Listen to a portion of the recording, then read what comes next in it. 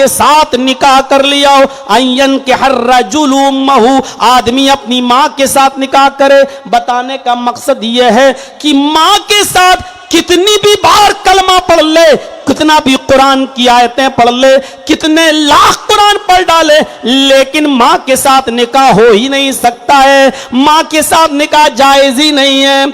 निकाह माँ के साथ मतलब जिस तरह माँ के साथ निकाह करने से निकाह नहीं होता है, उसको हर हाल में निकाह के बाद भी जिना माना जाएगा। तो जो शख्स अपनी सगी माँ के साथ जिना कर ले, उसको जहन्नम में जो सजा दी जाएगी, ये सूद और ब्याज के खाने वाले का सबसे हल्का अजाब होगा। इसके बाद 69 अजाब और हैं।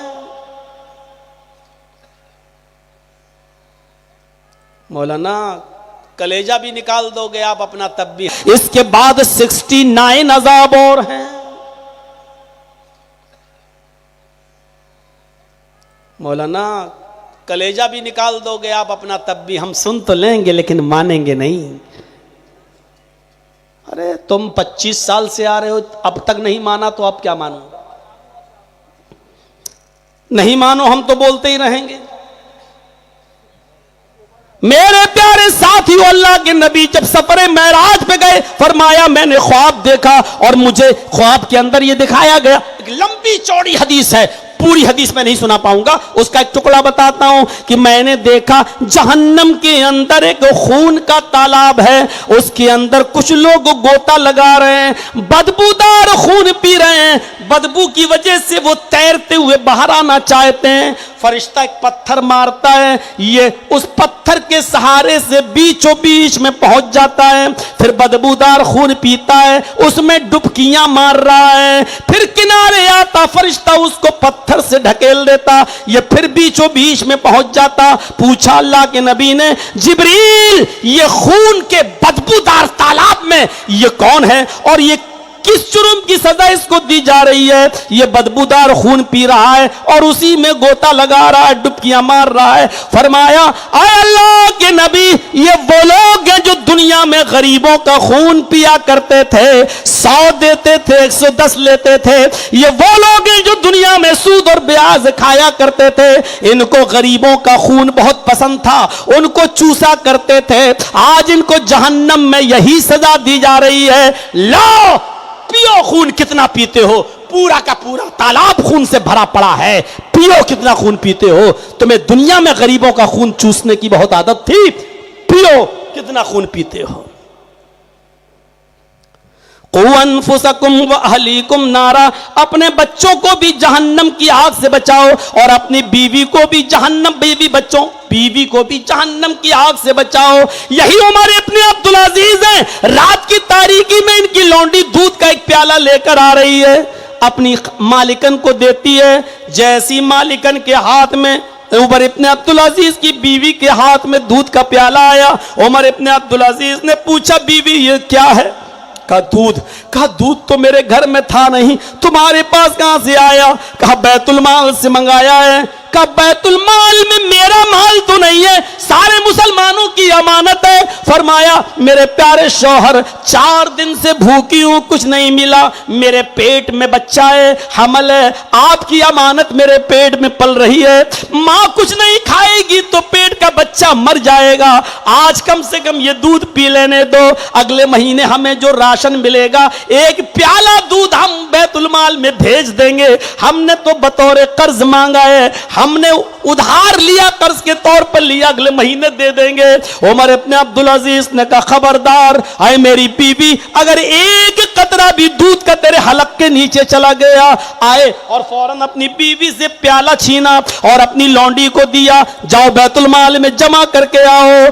बीवी कहने लगी, मेरे प्यारे शौहर, मैं अपने लिए नहीं, इस बच्चे के लिए मांग रही हूं, बच्चा मर जाएगा, 4 दिन से मैं भूखी हूं, बच्चे की जिंदगी खतरे में। उमर इब्न अब्दुल अजीज की आंखों में आंसू आ गए और रोते हुए कहते हैं, मेरी बीवी, पेट के इस बच्चे से कह दो, पेट के इस बच्चे से कह दो कि आए बेटा, अगर मुसलमानों की अमानत में खयानत करने के बाद वो दूध से तेरी जिंदगी बचती है, उस दूध से तुझे जिंदगी मिलती है, तो मुझे तेरी जिंदगी नहीं चाहिए, मुझे तेरा वजूद नहीं चाहिए, मुझे तेरा इस दुनिया में आना नहीं चाहिए। अगर तू मरता है तो मर जा, लेकिन मुझे तेरा मरना गवारा है। मुसलमानों की अमानत में खयानत करके हराम माल पिलाना गवारा नहीं है।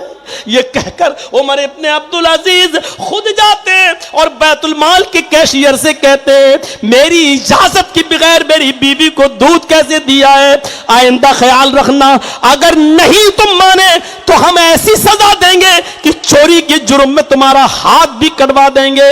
मेरी फैमिली क्यों ना हो, तुम जीते जी पूरी जिंदगी में तुम्हें कोई और नहीं मिला, सिर्फ उमर इब्ने अब्दुल अजीज का घर ही मिला था इनके घर वालों को जहन्नम में ढकेलने के लिए, तुम्हें कोई और नहीं मिला था, तुम्हें उमर इब्ने अब्दुल अजीज का खानदान ही मिला था कि इनको जहन्नम में ढकेलो।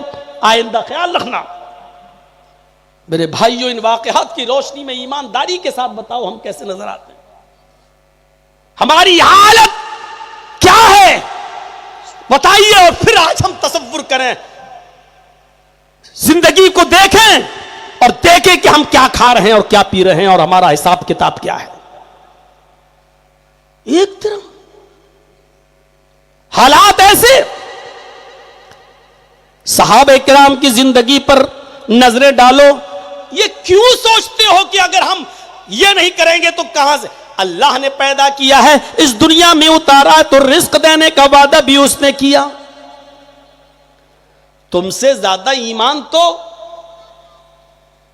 उसको था, वो एक शायर था, शायर, बहका हुआ शायर मिर्जा गालिब। बड़ी मुश्किल से उसकी नौकरी लगी और पहले महीने की जो सैलरी मिली सबकी शराब ले आया, और शराब लेकर जब घर में घुसा तो बीवी ने कहा, इतनी शराब? बोला पहले महीने की सैलरी मिली, शराब ले आया। कहा कि पहले महीने की तनख्वाह और पूरी की पूरी की शराब, गुजर बसर कैसे चलेगा घर का? शराबी जरूर था लेकिन ईमान देखो उसका, क्या कहता है, मेरी बीवी रोजी देने का वादा तो अल्लाह ने किया है वो देगा, शराब देने का वादा नहीं किया था वो मैं ले आया। शराब देने का वादा नहीं किया वो मैं ले आया। और इतना बड़ा पियक्कड़ था शराब का कि बीवी लानत भेजती थी, कमीने एक टाइम की नमाज नहीं पढ़ते हो, तो मैं शर्म नहीं आती कि मैं कहां फंस गई ये वो। तो कहने लगा कि चलो जाता हूं नमाज पढ़ने। तो बीवी देख रही है कि वुजू बना रहा है, आज जा रहा है, तो कहता कि कहां जा रहे हो? बीवी ने पूछा। कहा कि बीवी आज 2 दिन से शराब मिली नहीं पीने को। तो कहा फिर? जा रहा हूं मस्जिद में नमाज पढ़ने। चलो अल्लाह का शुक्र है सुधर तो गए। कहा सुधरा नहीं हूं, मस्जिद में नमाज पढ़ने के बाद हाथ उठा के दुआ मांगूंगा कि अल्लाह शराब दे दे, शायद नमाज के बाद अल्लाह सुन ले। और गया वो नमाज पढ़ने, असर का वक्त था, 4 रकात उसको पढ़ना थी, 2 ही पढ़ पाया कि किसी ने सामने से उसको शराब की बोतल दिखा दी। उसने 2 ही में सलाम फेर दिया, अस्सलाम वालेकुम रहमतुल्लाह, सलाम, भागा और बोतल ले लिया। और फिर घर आया, बीवी ने कहा वाह, नमाज पढ़ते ही तुम्हें शराब भी मिल गई, सुन ली? कहा अरे बीवी खुशी की बात तो यह है कि अल्लाह ने 2 ही रकात में सुन ली, तो हमने 4 पढ़ी भी नहीं है। मेरा रब इतना मेहरबान, उसने 2 ही में सुन ली। जब 2 ही में हमने हमारी दुआ सुन ली तो 4 पढ़ने की जरूरत क्या थी? ऐसे ऐसे लोग इस दुनिया में गुजरे। तकवा की जिंदगी अपनी भरिए, अपने जिंदगी में तकवा लाइए। मेरे भाइयों, उमर इब्ने अब्दुल अजीज से सीखिए तकवा क्या होता है, और अल्लाह के रसूल सल्लल्लाहु अलैहि वसल्लम से सीखिए कि तकवा क्या होता है। हजरत अबू बकर से सीखिए। एक गुलाम ने खजूर लाया और खिला दिया, अबू बकर सिद्दीक ने खा लिया। गुलाम ने पूछा अरे ये क्या है? रोजाना पूछते थे कहां से लाए, जब मैं बताता था तब खाते थे, आज पूछा ही नहीं कि आज भूख ज्यादा लगी थी इसलिए मैं खा गया। कहा रोजाना कमा के लाते थे, आज भी कमा कर लाए होगे? तो कहा कि आज ही कमा कर नहीं लाया हूं, रोजाना तो मेहनत करके लाता था, आज मेहनत नहीं की है मैंने। क्या? फिर अरे वो किसी दोस्त की बीवी को मैंने देखा, उसका पेट बड़ा था, तो मैंने उसको देख के कहा कि भाभी को बेटा होगा। कहानत गढ़ी थी मैंने। तो उसने पूछा था मुझसे, मेरे दोस्त ने, तुम्हें कैसे मालूम कि बेटा होगा? तो कहा रे मैं तो पेट देख के बता देता हूं कि बेटा है कि बेटी, मैं बहुत पहुंचा हुआ हूं। ये मैंने 1 महीना पहले अपने दोस्त से कहा था, आज मेरे दोस्त को बेटा ही हुआ है, उसकी बीवी को। तो आज वो खजूर लेके आया और रास्ते में मिल गया, देने लगा, कहने लगा अरे भाई तुम तो बहुत पहुंचे हुए हो, तुमने 1 महीने पहले बेटा बताया था, आज बेटा ही हुआ मेरे घर में। वाकई तुम यार पेट देख के बता देते हो, तुम तो बहुत माहिर आदमी हो। अब उसने दिया खजूर तो मैंने ले लिया और मैं लाया, वो आपने पूछा नहीं और खा लिया। तो कहा कि तुम्हें मालूम था उसके पेट में लड़का है? कहा नहीं, ये किसको मालूम है? फिर अरे मैंने तो धूल में लाठी मारी और निशाने पे लग गई, मैंने तो ऐसे ही कह दिया था और उसको हो गया। उमर हजरत अबू बकर सिद्दीक ने कहा ये तो हराम है, मां के पेट में बेटा है बेटी ये तो सिर्फ अल्लाह जानता है। फिर अरे अब अल्लाह की बात आप लोग करने कर रहे हैं, हम तो भाई मोमिन नहीं, हम तो हमें मिला हम ले आए। अबू बकर सिद्दीक ने कहा कि मैं तो खा गया, ये तो हराम था। तो कहा भी आप समझे? कहा पानी लाओ, पानी पिया। ओफो, 1 खजूर खाया था जिंदगी में, वो भी धोखे से।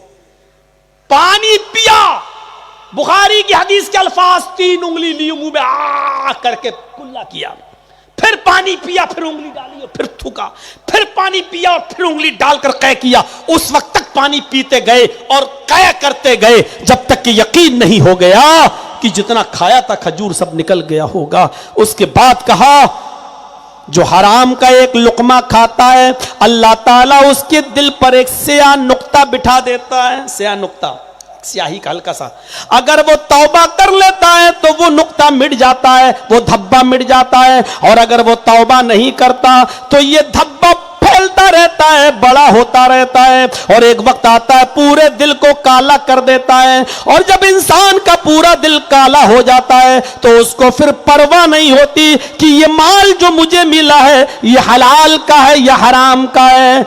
आने तो जैसा भी आ रहा है, अल्लाह के नबी ने फरमाया याती अलन्नासि ज़मानुन ला युबालिल मरऊ अखज़ा अमिनल हलाल अमिनल हराम। एक जमाना ऐसा आ जाएगा कि लोगों तुम देखोगे कि लोग इतने मदहोश हो जाएंगे, उनको इस बात की परवाह भी नहीं होगी कि हमारे पास जो माल आ रहा है वो हलाल का माल है या हराम का।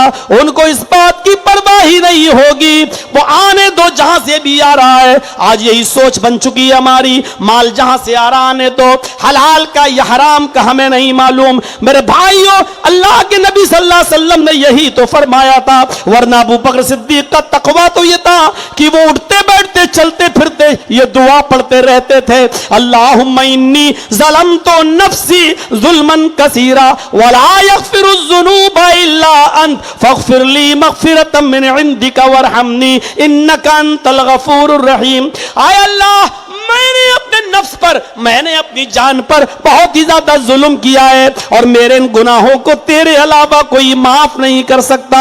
ये अबू बकर सिद्दीक हैं जिनको जन्नत में जाने का सर्टिफिकेट मिला हुआ है, फिर भी कह रहे हैं अल्लाह मेरे इन गुनाहों को तेरे अलावा कोई माफ नहीं कर सकता है। बुखारी का वो वाक़या उठाओ, मेरी माँ बहनों तुम सुनो, तुम्हारे लायक है वाक़या कि एक शख्स है, उसकी बहन है चचेरी, चचाजाद, और चचाजाद बहन से रिश्ता जायज है, लेकिन यह लड़का अपनी उस चचेरी बहन पर आशिक था, लेकिन मोहब्बत एक तरफा थी। उस लड़की को नहीं मालूम कि मेरा चचेरा भाई मुझे चाहता है। एक तरफा मोहब्बत, अपने चचा की जिंदगी में यह उस लड़की से नहीं मिल सका। उस लड़की की शादी हो गई और वो अपने घर चली गई। एक दिन आया लड़की का बाप भी इस दुनिया से चला गया। फिर एक दिन आया कि लड़की का शौहर सख्त बीमार हो गया, उसके घर खाने के लाले पड़ने लगे, दवा का पैसा नहीं है। वो अपने चचेरे भाई के पास आती है और कहती है मेरे चचेरे भाई यबनाम मेरी कुछ मदद कर। आए मेरे चचा के बेटे, तेरी बहन इस वक्त बहुत परेशान है, बाप का इंतकाल हो चुका है, मेरा शौहर बिस्तर पर लेटा हुआ है, उठने के काबिल नहीं है, मेरे बच्चे भूखे हैं, मेरी कुछ मदद कर दे। उसने आज अपने दिल की बात कह दी कि आए मेरी चचेरी बहन, हम तुमको बहुत दिनों से चाहते हैं, अपने चचा की जिंदगी में हम अपना प्यार का इजहार नहीं कर पाए, मुझे आज भी तुम्हारी जरूरत है। ठीक है, मैं तुम्हारी मदद करने के लिए तैयार हूं, तुम जो कहोगी तुम्हें दे दिया जाएगा, लेकिन वादा करो कि आज की रात तुम्हें मेरे साथ गुजारना होगी, आज की रात तुम्हें मेरे साथ सोना होगी। उसकी नजर बच्चों पर गई, लेटे हुए बिस्तर पर लंबे लंबे अपने शौहर की तरफ गई। अल्लाह, कौन सी इम्तिहान में तूने मुझे डाल दिया है, इसके पास आई तो रात में सोने की बात कर रहा है, अगर इसकी बात नहीं मानती तो मेरा शौहर बीमार, मेरे बच्चे भूखे, मैं क्या करूं। ना चाहते हुए भी उसने वादा कर लिया, ठीक है अगर तेरी यही शर्त है तो मुझे अपने शौहर की जान बचाने और बच्चों के पेट पालने के लिए तेरी ये शर्त मंजूर है, तू मुझे कुछ दिरहम दे दे, मुझे कुछ दीनार दे दे, हाँ आज की रात मैं तेरे पास आ जाऊंगी। उसने खुशी खुशी दे दिया, ये घर चली गई। चूंकि शौहर बीमार था, वो सोया, इसने बच्चों को भी खिलाया पिलाया और सुला दिया। जब रात पूरी तरह छा जाती है तो ये घर छोड़ कर आती है और अपने चचेरे भाई के पास आती है, दरवाजा खटखटाती है, दरवाजा खोला, इसने अपनी बहन, चचेरी बहन को देखा, अंदर आने को बोला, ये अंदर जाती है। इसने कहा आओ जरा बिस्तर पर आओ, लेकिन ये लड़की डर रही है, ये कांप रही है, ये थर्रा रही है, इसके होंठ हिल रहे हैं। उसने हाथ पकड़ के खींचना चाहा, इस लड़की ने उसके हाथ को हटाते हुए कहा इत्तक़िल्लाह या इब्नाम, आए मेरे चचा के बेटे, अल्लाह से डर जा, अल्लाह का खौफ अपने अंदर पैदा कर।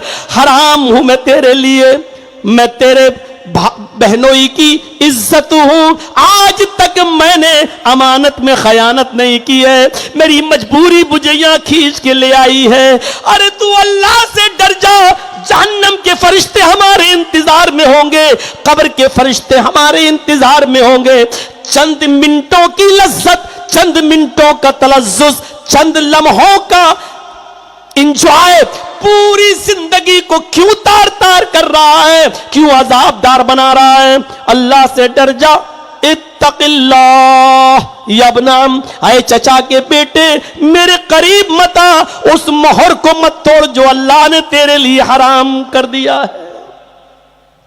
इतना कहना था, उसका दिल भी कांप गया। दिल से जो आह निकलती है वो असर रखती है, पर नहीं ताकत परवाज मगर रखती है। ये बात दिल से निकली थी, उसने फौरन छुटकारा दे दिया।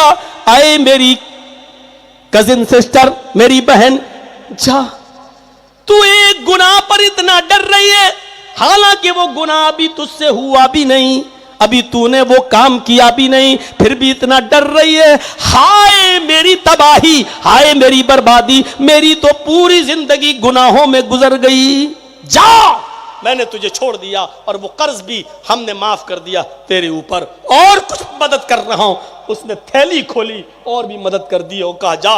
जब वो दरवाजे पे पहुंची तो ये कहने लगा, आए मेरी बहन, कल कयामत के दिन जब अल्लाह मुझे मेरे गुनाहों की सजा देते हुए जहन्नम में डाले तो वहां खड़ी होकर इतना जरूर कह देना कि अल्लाह, जब मैंने कहा इससे इत्तक़िल्लाह, अल्लाह से डर, तो फौरन ये तेरे खौफ से डर गया, तुझसे डर गया, और तेरी खौफ की वजह से, तेरे डर की वजह से इसने मुझे नहीं छुआ। इतनी गवाही दे देना अल्लाह के सामने, शायद तेरी इस गवाही की वजह से अल्लाह मुझे बख्श दे, अल्लाह मुझे ऊपर रहम कर दे और अल्लाह मुझे जन्नत में दाखिल कर दे। इसने कहा ठीक है, और ये चली गई। मेरे भाइयों, उस जमाने की लड़कियों पर नजरें डालो, करीब पहुंच चुकी है, मजबूरी भी है, कांप रही है, थर्रा रही है। तक़िल्लाह या इब्नाम, आए मेरे चचेरे भाई, अल्लाह से डर जा।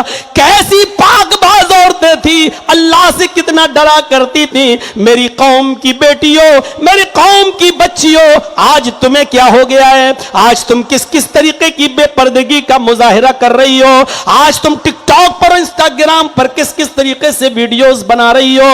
आज तुम्हारी शर्म हया कहां चली गई? कल तक तुम्हारे खूबसूरत चेहरों और गालों को आसमान की निगाहों ने भी नहीं देखा था, आज जो चाहे तुम्हें देखता फिर रहा है, जो चाहे आज तुम्हारे हुस्न और तुम्हारे चेहरे की खूबसूरती को देखता है। मेरे बहनों, मेरी कौम की बच्चियों, अपने आप को अल्लाह से डरने वाली बनाओ। हजरत फातिमा की तरह पर्दा अपनी जिंदगी में पैदा करो।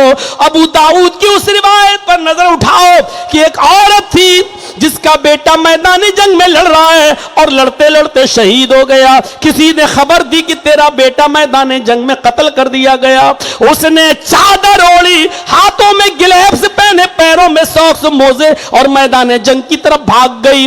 कहने लगी मेरा बेटा कहां है? लोगों ने पूछा तुम कौन हो? कहा मैं खल्लात, मैं खल्लात की मां हूं। मेरा बेटा मैदान जंग में शहीद हो गया, उसी को देखने आई हूं। अपने बेटे को देख रही है। लोगों ने कहा तेरा बेटा कत्ल हो गया है और तू चेहरा छिपाए हुए, हाथों में पर्दा, पैरों में मोजे, हाथों में सॉक्स, हाथों में ग्लव्स और पैरों में सॉक्स, ये सब पहने हैं, कैसे अपने बच्चे को देख पाएगी? तेरी सिर्फ एक आंख खुली है, दूसरी आंख बंद है, और तू सही से अपने बेटे का दीदार कैसे करेगी?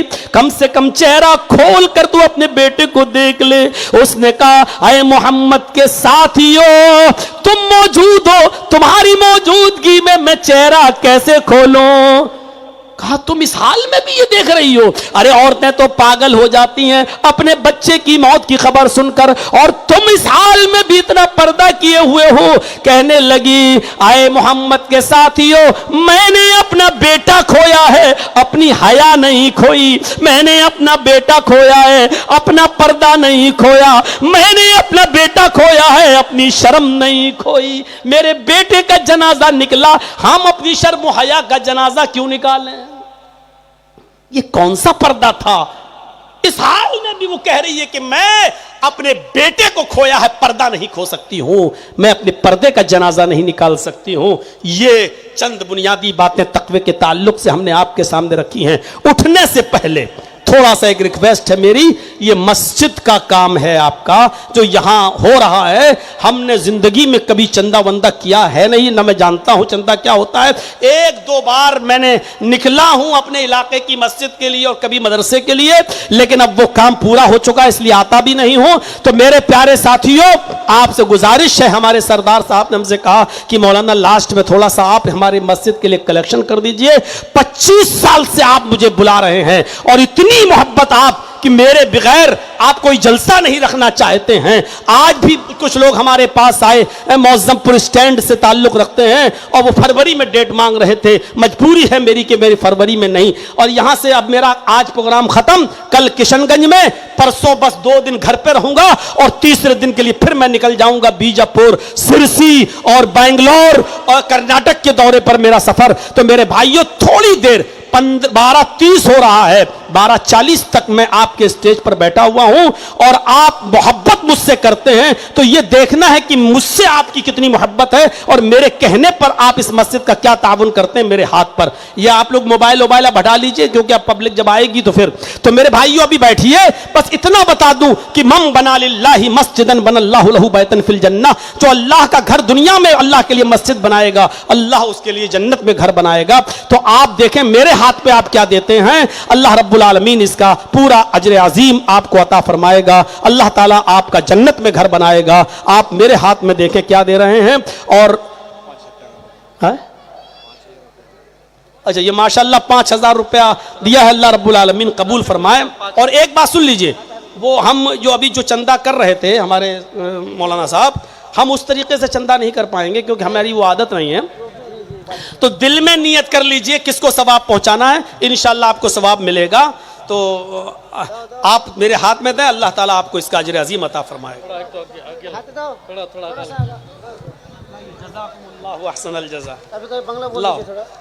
तड़ातड़ी यासीन,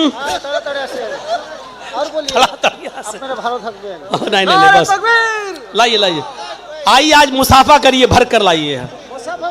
हाथ मिलाने का आज मौका है आप लोगों को, लाइए। माशाअल्लाह, जज़ाकुमुल्लाहु अहसनल जज़ा। हमारी माँ बहनें भी वहाँ किसी चादर में कर लें तो अच्छा होगा। मेरा जूता चला गया। अरे पहले पैसे वाले भाई हाथ मिलाएं, बाद में आप लोग मिलाइए। मस्जिद के लिए जो पैसा दे रहा पहले वो लोग हाथ मिलाएं। खाली हाथ आए, लाओ लाओ लाओ। देखिएगा नहीं तो खींच ना ले, चप्पल की खींच लेगा। लाओ, अरे मेरा जूता मत ले जाना आप लोग। लाइए, जज़ाकुमुल्लाह। আপনারা নিয়ে আসেন সবাই। जिसके हाथ में पैसा देखूंगा उसी से मिलाऊंगा।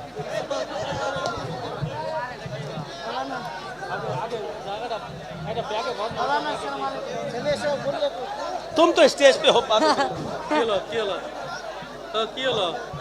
হট্টগোল করবেন না, আপনারা আস্তে আস্তে আসেন। संभालिए, संभाल रहे। পয়সা পয়সা সামাল लीजिए, बस बस। আসেন আসেন, আমাদের শেখ সাহেব আছেন, এখন কিছুক্ষণ দাঁড়িয়ে আছেন, আপনারা আসেন, যার যা ইচ্ছা आप আছে। लोग जो चंदे का वीडियो अरे बना भाई रहे हैं, सेल्फी वाले ये जरा सही नहीं साइड है। हो जाइए।